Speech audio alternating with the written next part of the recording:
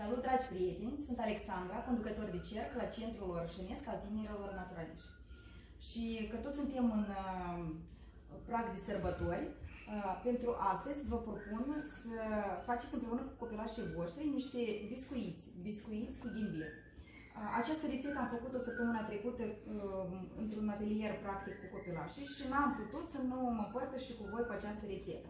Deci, pentru rețeta noastră vom avea nevoie de 85 de grame de unt. Untul, vă rog frumos, să fie unul de 82,5%, să fie un unt de calitate.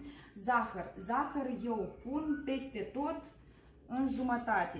Deci am folosit, Litițica, stai că vorbim despre zahăr. Am folosit mai puțin zahăr decât în rețeta originală. Vom folosi 150 de grame de zahăr. Așa, despre unt am vorbit, 85 de grame de unt, 85 de grame de unt, 110 ml de apă fierbinte, așa, zahăr 150 de grame, o linguriță de ghimbir, aici avem ghimbir, 3 lingurițe de scorțișoară, un vârf de linguriță de nucșoară, am avut puțin cardamon și am pus, iată aici, cam jumătate de lingurițe de cardamon. Așa, un vârf de sare, 2-3 grame de bicarbonat de sodiu sau soda alimentară, cum se mai zice, un ou ușor. Dacă aveți coajă de la o portocală, folosiți și coajă de la o portocală, eu am așa în praf din magazin. Așa, și 400 de grame de făină pe care o vom cerne înainte să o folosim în rețetă. Și să pornim la drum. Deci prima etapă pe care o vom face, vom avea nevoie să topim zahărul. Cantitatea de zahăr nu este foarte mare. Pentru atelierul cu copiii mai mici am folosit, iată, această cantitate mulțit la 8 și am avut nevoie de o cratiță mare. Un moment, Litițică, să mai zic. Avem nevoie de o cratiță cu fundul gros. Așa, asta este un moment important și cratița să aveți grijă să fie înaltă, pentru că atunci când vom pune bicarbonatul de sodiu, o să umfle așa mult și să nu dea pe alături. Deci, acum voi pune la foc mediu, zahărul să se topească. Și zahărul l-am pus la topit, focul la mediu. Ca să topim zahărul vom avea nevoie, cred că, de vreo 5 minute. Așa amestecăm în continuu. Și suntem foarte atenți să nu ardem, pentru că nu ne dorim un gust ars la biscuiții noștri. Iată, zahărul a început deja să se topească.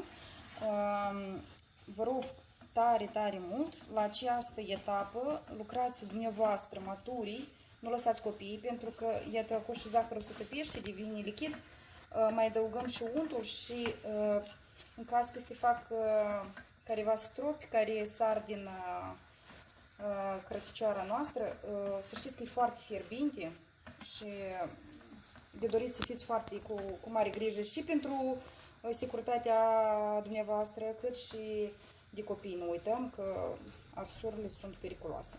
Așa, iată, zahărul se topește. În curând voi pune și untul. Facem caramel acum. Așa arată zahărul nostru topit. Încetișor, așa cu grijă, punem și untul. Litițica, atent, te rog frumos, că aici e fierbinte. Dar tu m-ai chemat? Încă nu te-am chemat, am să te chem când am să pun și apa și restul. Te rog frumos. Așa amestecăm până se incorporează și untul. Cu grijă, reamintesc, cu grijă, pentru că stropii sunt foarte fierbinți. Foarte atent incorporăm și apa fierbinte, câte puțin. Iată și stropii.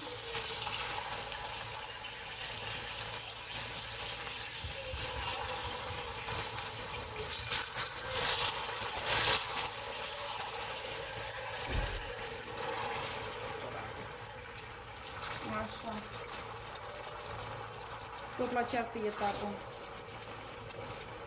punem și condimentele. Amestecăm bine. Așa. un praf de sare.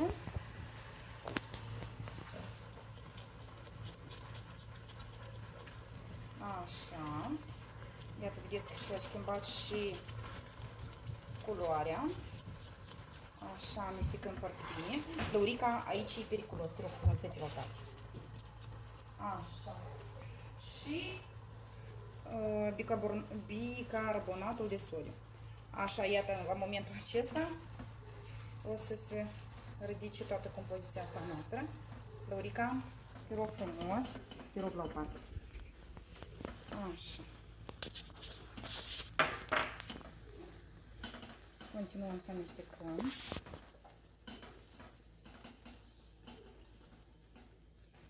Așa. Să nu vă speriați dacă la această etapă o să vă miroase așa puțin sodă asta alimentară. Deci noi vom pregăti coca și ea va sta la frigider pentru 7-8 ore. Mâine, când am să o scot, să-i dau formele și să o pun la copt, să dăm la cobiscuiții, nu o să mai miroase așa soda alimentară. Eu când am făcut prima dată rețeta tot m-am speriat, dar a fost în zadar. A doua zi nu mai mirosea deloc. Așa. Amestecăm foarte, foarte bine. Eu am să mai pun și pliculețul ăsta de coajă rasă de portocală.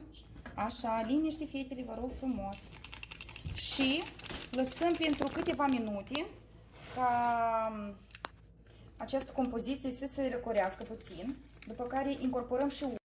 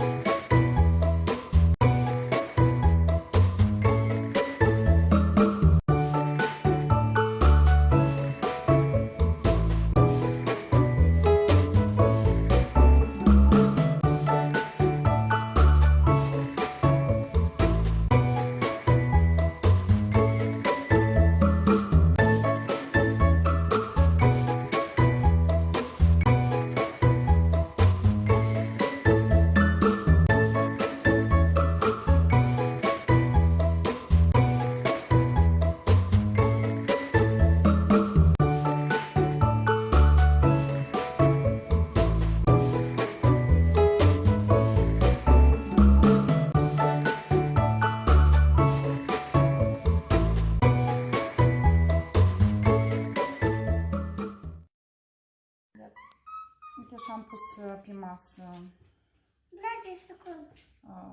compoziția și adăugăm făină, scuze. Deci așa biscuiți puteți să-i faceți nu doar cu ocazia sărbătorilor de iarnă. Urmează 14 februarie, Dragobetele, 8 martie sau oricare altă sărbătoare. Sau când aveți voi chef de biscuiți cu ghimbir. Așa.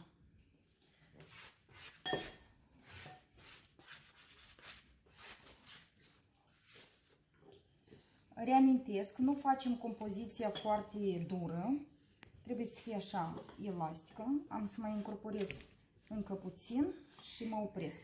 Am să pun într-o punguță alimentară și dau la frigider, reamintesc, pentru 7-8 ore.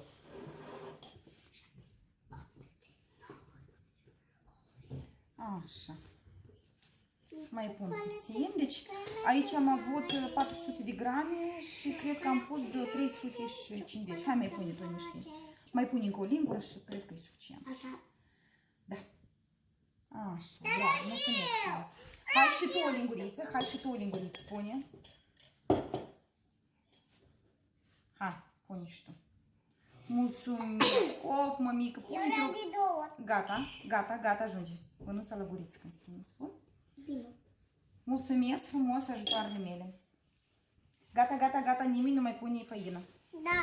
Așa. Nu, eu am nevoie. Dar ce vrei să faci? Vreau până la Așa. Incorporez toată făina de pe masă și apoi îl pun la frigider. Așa, iată, i-am dat așa o formă de cilindrică. Vierme, da, o formă de vierme. Laura, dă-mi cici. Așa, vedeți că e destul de elastic. Așa, îl pun într-o pungă alimentară. Eu i-am dat așa o formă că să-mi fie mâine mai ușor să-l porționez și să-l dau fetelor mele, să nu se chinui, să întindă și foarte mare. O să, stai, puiuț, te rog frumos. O să întindă câte o bucățică și vor face câte o formă. Așa, mă ajut să pun în pungă, da? Deci, punem în pungă. Da, punem viermele în pungă, da? Așa. Și îl dăm la frigider pentru 7-8 ore. Da.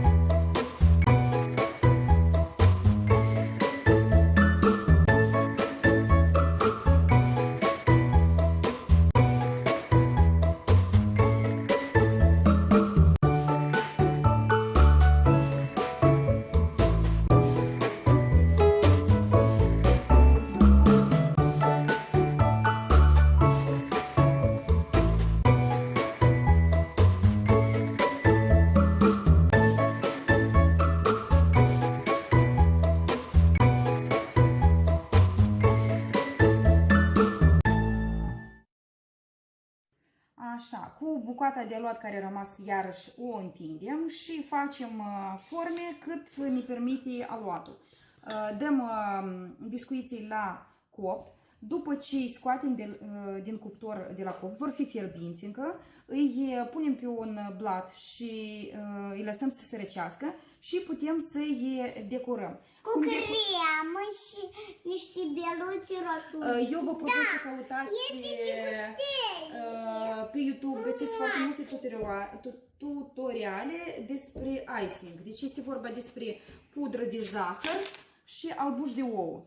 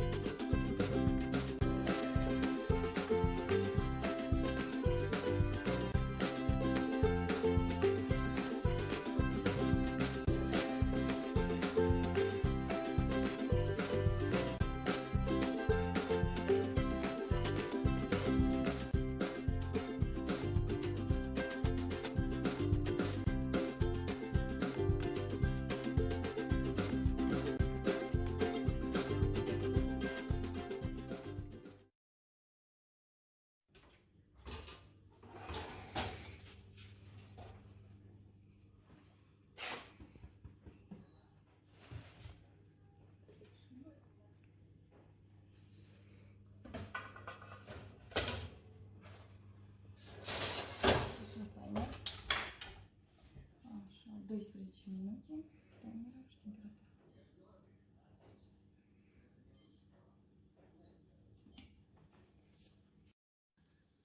Așa arată biscuiții noștri scoși din cuptor. Iată forma asta de triunghi, poate fi umbrăduț după ce o vom decora cu icing. Și din forma aceasta rotundă puteți să faceți cu copilașii un fel din ea. Dacă biscuiții vi se par cam tari, îi puteți pune într-o caserolă și cu niște filii de măr, lăsați peste noapte și se vor înmuia.